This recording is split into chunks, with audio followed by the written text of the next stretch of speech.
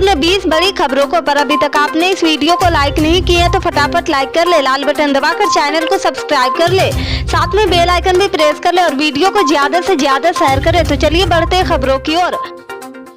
आपको बता दें कि राजस्थान में इस साल के अंत में होने वाले विधानसभा चुनाव को देखते हुए गहलोत सरकार अपने ही कामकाज का फीडबैक लेने में जुटी हुई है। ऐसे में सरकार ने 2 दिवसीय चिंतन शिविर का आयोजन किया है। ओटीएस में मुख्यमंत्री अशोक गहलोत की अध्यक्षता में अलग अलग सत्रों में मंत्री अपने अपने विभागों के कामकाज का प्रेजेंटेशन मुख्यमंत्री के सामने दी है। इसके बाद सीएम गहलोत ने खुद मीडिया को बताया कि राज्य सरकार ने जन सेवा की कर्म, जन सेवा की धर्म के सूत्र के साथ संवेदनशील, पारदर्शी और जवाबदेह सुशासन को धरातल पर साकार किया है। जनता से जो भी वादे किए हैं, सीएम ने आगे कहा कि पिछली बार भी हमारी सरकार ने चिंतन शिविर का आयोजन किया था।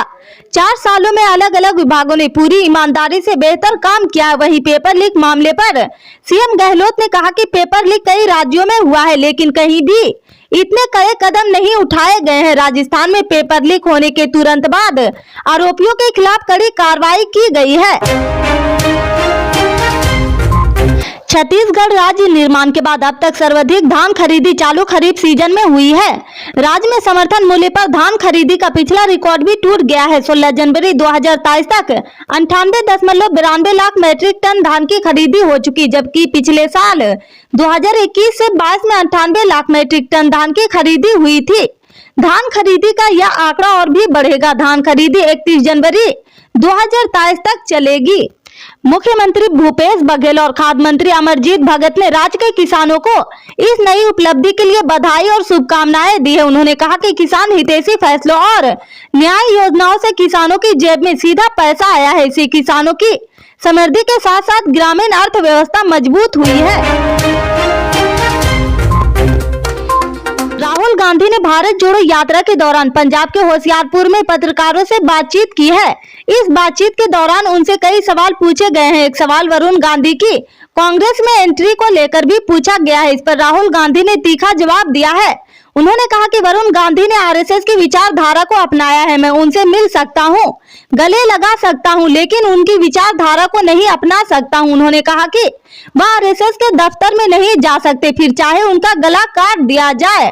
वरुण ने उसी विचारधारा को अपनाया ही नहीं, उन्होंने वरुण गांधी को फिरोज कहकर भी संबोधित किया है और कहा कि उन्होंने आरएसएस की तारीफ की थी, इसलिए उनकी और मेरी विचारधारा काफी अलग है। पाकिस्तान के प्रधानमंत्री शहबाज शरीफ की तरफ से टीवी इंटरव्यू के जरिए शांति प्रस्ताव को भारत फिलहाल अधिक तवज्जो नहीं दे रही।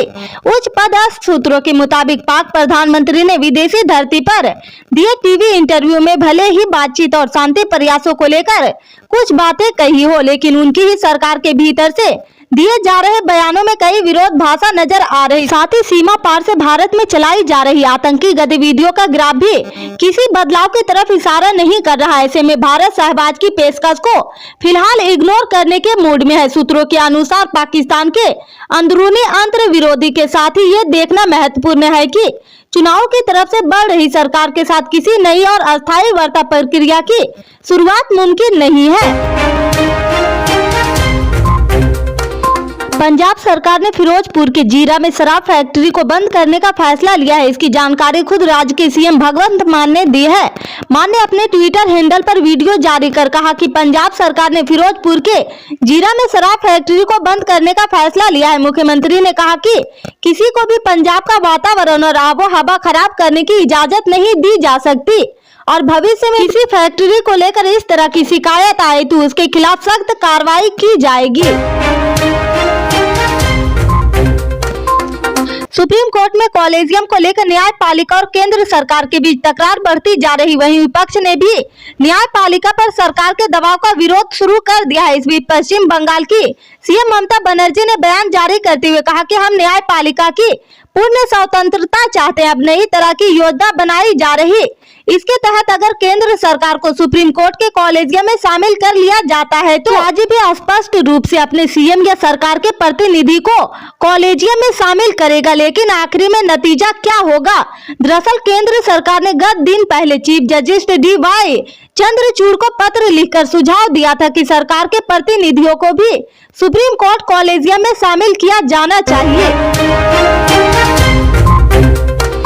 कोहरे के कारण यात्रियों को अपने गंतव्य पर जाने में इन दिनों काफी परेशानी का सामना करना पड़ रहा है। एक बार फिर खराब मौसम और कोहरे की वजह से आज कई ट्रेनों को कैंसिल कर दिया गया है। वहीं कई ट्रेन आज 8 घंटे की देरी से चल रही। भारतीय रेलवे मंगलवार को बुनियादी ढांचे के रख रखाव और सुरक्षा के संबंधित ट्रैक्स पर चल रहे काम की वजह से 300 से अधिक ट्रेनों को पूरी तरह से रद्द कर दिया है। रेलवे विभाग के अधिसूचना के मुताबिक 17 जनवरी को चलने वाली 78 और ट्रेनों को आंशिक रूप से रद्द कर दिया गया है। ट्रेन यात्रियों को ध्यान रखना चाहिए कि IRTC वेबसाइट के माध्यम से बुक किए गए टिकट ऑटोमेटिक रद्द किए जाएंगे और ग्राहकों के खाते में धन वापसी शुरू कर दी जाएगी। बिहार के उप मुख्यमंत्री तेजस्वी यादव ने भारतीय जनता पार्टी के सांसद प्रदीप कुमार सिंह पर पलटवार करते हुए कहा कि बिहार में महाराष्ट्र चैप्टर रिपीट नहीं हो सकेगा। दरअसल बीजेपी MP प्रदीप कुमार सिंह ने कहा कि महाराष्ट्र में विधायकों और सांसदों का अपनी पार्टी पर से भरोसा उठ जाने का क्या नतीजा हुआ है, यह सबने देखा है।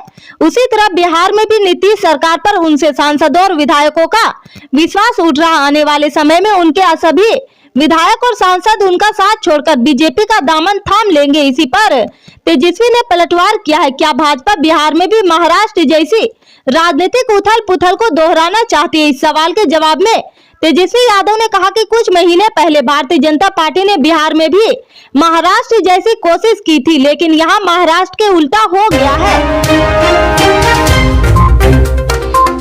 राजस्थान में इस बार सर्दी ने कई सालों का रिकॉर्ड तोड़ दिया है। इसी के चलते प्रदेश के लोगों को अभी 3-4 दिन तक ठंड से राहत नहीं मिलने वाली है। मौसम विभाग का कहना है कि यह सीजन सर्दी का पीक टाइम चल रहा। वहीं 19 जनवरी के बाद सर्दी को असर कम होगा। इस भयानक सर्दी से पूरा जनजीवन अस्त व्यस्त हो रहा है। तेज सर्द हवा के कारण सर्दी का असर इतना अधिक बढ़ गया, कई जगहों पर बर्फ जम गई है। इसी के साथ फसलों पर जमी ओस भी बर्फ में तब्दील हो गई है। इससे आगे की अपडेट्स को जानने के लिए जुड़े रहे हमारे राइट न्यूज के साथ। मिलते हैं फिर बड़ी खबर में, तब तक के लिए जय हिंद।